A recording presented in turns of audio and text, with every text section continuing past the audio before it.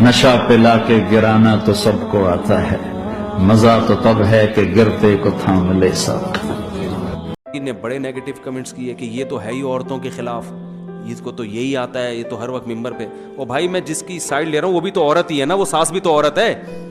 دیکھو ماں اپنے بچے کو ساری زندگی پالتی ہے، جب بیٹے کی شادی ہوتی ہے نا تو ماں کے دل پہ چاہے وہ کتنی خوش ہو، لیکن نیچرل ہے کہ اس کو پتا ہے میری محبت وہ ڈیوائیڈ ہو رہی ہے۔ وہ شروع میں نوٹ کرتی ہے کہ میرا بچہ شادی کے بعد بدلا تو نہیں ہے، چاہے وہ شروع میں آپ کو لفٹ نہ کراتی ہو، یعنی شادی سے پہلے لفٹ نہ کرا، شادی کے بعد لازمی محسوس کرتی ہے۔ اور ان ابتدائی دنوں میں بیٹے کو چاہیے وہ ماں کو یہ باور کرائے کہ بیوی آنے کے بعد میرا آپ سے محبت والا تعلق میں بال برابر بھی فرق نہیں آیا ہے، تو اس کے لیے یہ کرنا پڑے گا۔ وہیں بیٹھے ہوئے نا ماں کے سامنے بیگم کو لقمہ بنا بنا کے کھلا رہا ہے، لیکن تمہاری ماں بولتی ہے مجھے تو زندگی میں کبھی لقمے نہیں کھلایا۔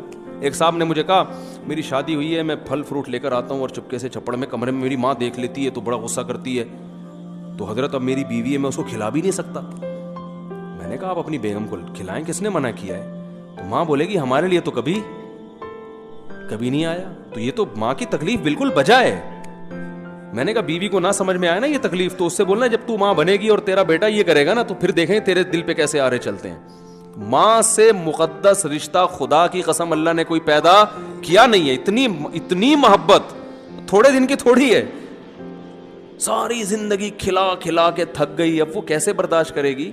تو اس میں تھوڑا سیاست سے، ہم یہ نہیں کہہ رہے بیوی کو محبت نہ دو بھائی، سیاست یہ ہے کہ ماں کے سامنے بیوی کے سائڈ نہ لو، ختم ہو گئی۔ اس میں ادھر زیادہ محبت کی باتیں جو خاندانی لوگ ہوتے ہیں وہ یہی کرتے ہیں، بھائی ادھر بیٹھو تمیز سے، تمہاری اماں میری ماں بیٹھی ہوئی ہے بس صحیح ہے، آرام سے ادھر بیٹھو۔ جی امی کیا آپ بتائیں کیا پکے گا؟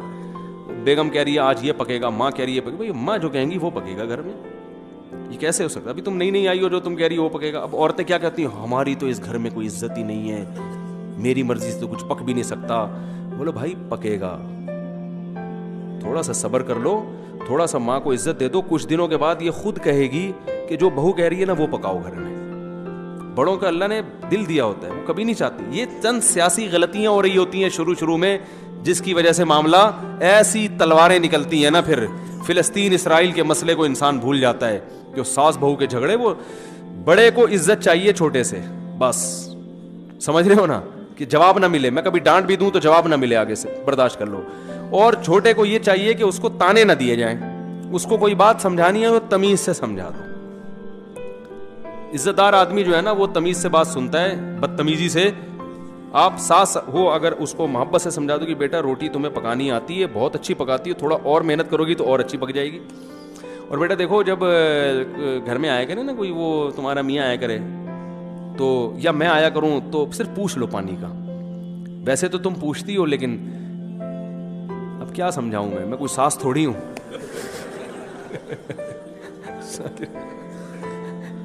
دیکھو ایک واقعہ سناتا ہوں، اس سے بات سمجھ میں آئے گی۔